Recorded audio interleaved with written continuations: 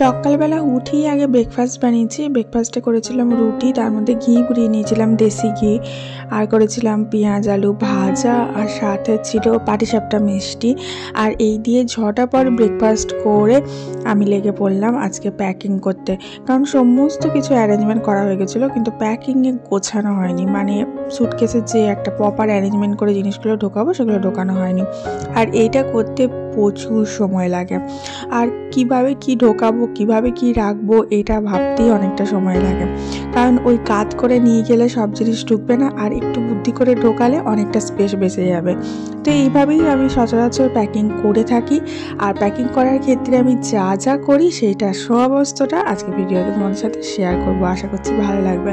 Hello everyone, this is Ivy, welcome back to my channel SS ডায়েরিজের একটা নতুন সকালে একটা নতুন প্যাকিং ব্লগে তোমাদের সকলকে ওয়ার্ম ওয়েলকাম জানাই। প্যাকিং করাটা তখনই ইজি হয় এবং সমস্ত জিনিসটা অর্গানাইজ থাকে যদি একটু বুদ্ধি করে প্যাকিং করা যায়। যেমন এই যে ব্যাগটা, এটা আমি এখানে ইউজ করব না, ওখানে ইউজ করব। ছাতা, সানগ্লাস, যেগুলো আমার এখানে লাগবে না সেগুলো আমি একদম তলার দিকে নেব। আর কিছু কিছু খাবারও প্যাকিং করেছি, কারণ এবারে ঠিক করেছি ওখানে গিয়ে একদিন অন্তত রান্না করে খাবো, ইচ্ছা আছে। তার জন্য একটু চিনি প্যাকিং করলাম, একটু চাল প্যাকিং করলাম। জানি না কতদূর কি করে উঠতে পারবো, বাট ইচ্ছা আছে, তার জন্য প্যাকিং করেছি। আচ্ছা, তোমরা জিজ্ঞেস করছো আমরা কোথায় যাচ্ছি। প্যাকিংটা হচ্ছে সমুদ্রের জন্যও নয়, পাহাড়ের জন্য নয়, সমতলের জন্য সাউথের দিকে কোথাও ঘুরতে যাচ্ছি। হ্যাঁ, সাউথে আমরা যেখানে যাচ্ছি সেখান থেকে আমরা সমুদ্র সাইডে ঘুরতে যাব, বাট যাব সাউথের দিকে ঘুরতে। তো সাউথে যাওয়ার জন্য আমি প্যাকিং করছি।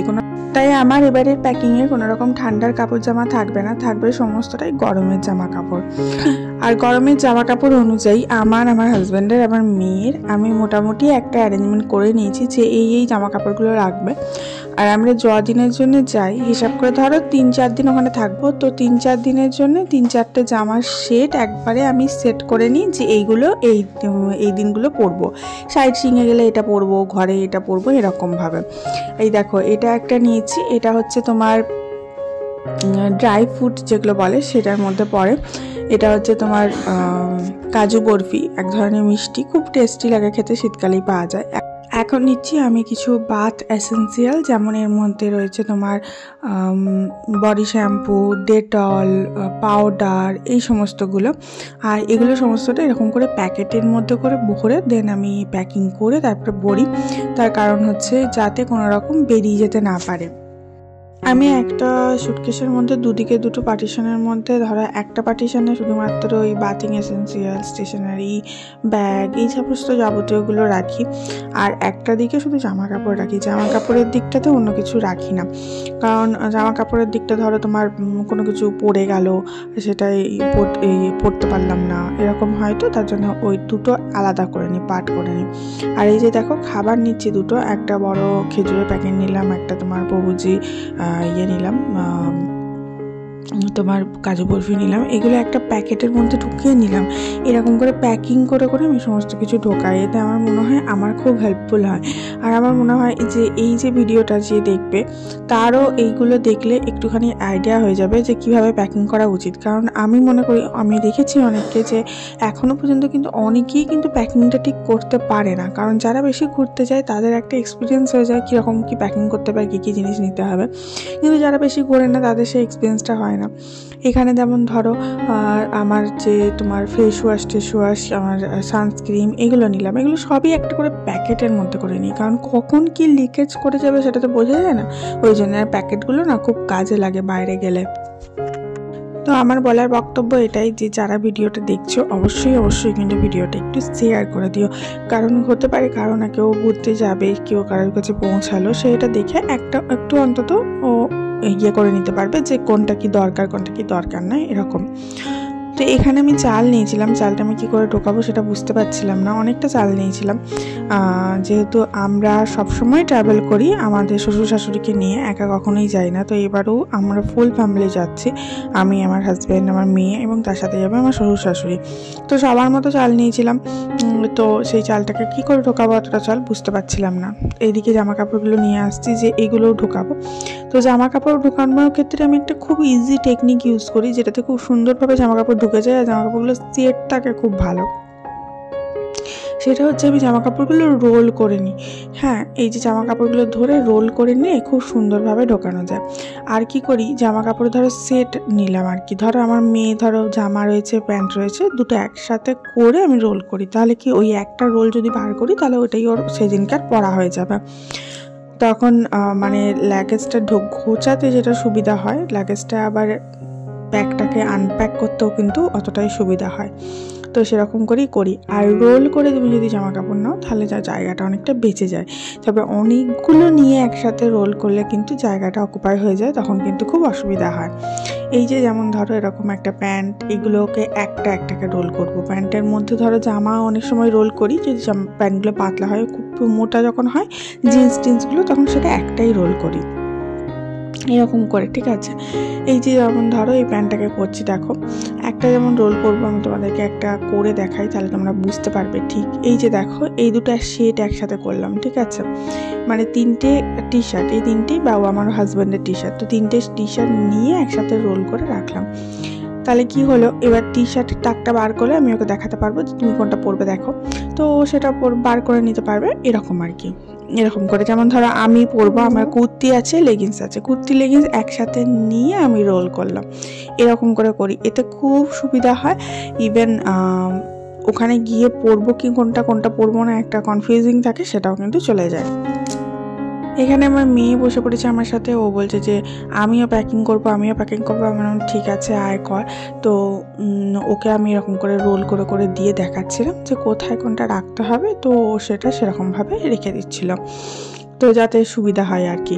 আর এই দেখো এইরকম দেখো দুটো নিলাম, আমার কুর্তি আর লেগিংস নিয়ে এইভাবে প্যাকিং করে নিলাম। তো ওই রোলটা যখন বার করবো না, তখন আমার ওই দুটো সেট পরা হয়ে গেল। ওখানে গিয়ে আমাকে আর বার করতে হলো না যে এইটার সাথে কোনটা পরবো, এটার সাথে কোনটা পরবো। মেয়ের যেমন এগুলো রোল করলাম, এটাতে মেয়ের ঘরে পরা জামাগুলো রয়েছে। আর ওখানে ফার্স্ট দিন গিয়ে যে জামাটা পরবো, ধরো গিয়ে আমরা যখন চেঞ্জ করব, তখন যে জামাগুলো পরবো বা যে টাওয়েলগুলো লাগবে সেগুলো সবার ওপরে রাখি, যেটা সঙ্গে সঙ্গে আমার লাগবে, বার করতে হবে এরকম। আর যেগুলো এসেন্সিয়াল ওষুধ সেগুলো আমি হ্যান্ডব্যাগে নিই, কারণ শুধু ব্রিফকেস যায় না, এর সাথে দুটো পিঠের ব্যাগ যায়, একটা আমার হাজব্যান্ড নেয়, একটা আমি নিই। আর সাইড ব্যাগ যদি কিছু হলো খাবার দাবারের, সেটা আলাদা একটা নিই। তো এরকমই আমরা প্যাকিং করে নিই যাতে সুবিধা হয়। আর যে তোমার পিঠের ব্যাগটা নিই, ওটাতে তোমার এসেন্সিয়াল মেডিসিন, এসেন্সিয়াল স্টেশনারি এই সমস্তগুলো নিই।